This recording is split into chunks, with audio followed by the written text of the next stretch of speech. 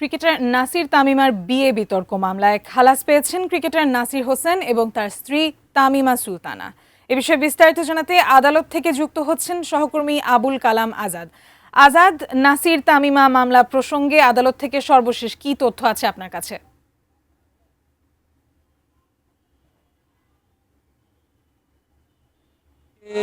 এখন থেকে বলা যায় যে আধ ঘন্টা আগে বিচারক জসিতে ইসলাম তিনি অতিরিক্ত চিফ মেট্রোপলিটন ম্যাজিস্ট্রেটের আদালতে আজকে প্রায় বিচার প্রক্রিয়া শুরু হওয়ার 4 বছর পরে ক্রিকেটার নাসির হোসেন এবং তার স্ত্রী তামিমা সুলতানা তাম্মির যে আলোচিত মামলাটি ছিল বিয়ে বিতর্কের, সে মামলার রায় ঘোষণা করেছেন। এবং এই জায়গাটিতে তিনি পরিষ্কারভাবে উল্লেখ করেছেন বাদীপক্ষের বা আসামি পক্ষের যারা আইনজীবী রয়েছেন নাসির এবং তামিমার, তাদের কাছ থেকে আমরা জানতে পেরেছিলাম যে রায়ে বলেছেন বাদী প্রমাণ করতে পারেননি অভিযোগ, তাই বেকসুর খালাস দেওয়া হয়েছে নাসির এবং তামিমাকে।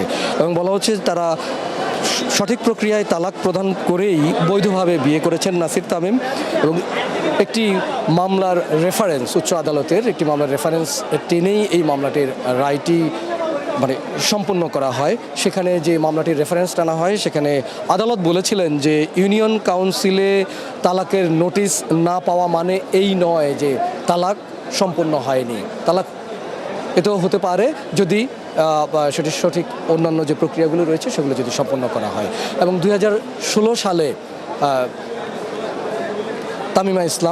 তামিমা সুলতানা তাম্মি তিনি তার আগের স্বামী রাকিব হোসেনকে তালাক দিয়েছিলেন। পরবর্তীতে 2021 সালে এসে তিনি নাসির হোসেনকে বিয়ে করেন। এবং এই 5 বছরে তিনি বিদেশ থেকে বাংলাদেশে যতবার এসেছিলেন, কিন্তু কেবিন ক্রু ছিলেন, সেখানে স্বামীর সঙ্গে তার যে কন্ট্যাক্ট এবং কন্ডাক্ট, আচরণ এবং যে বিষয়গুলো ছিল সংসার করার, সেই বিষয়গুলো তদন্ত প্রতিবেদনে পিবিআইয়ের যে কর্মকর্তা ছিলেন তিনি বিষয়গুলো অনুপস্থিত ছিল।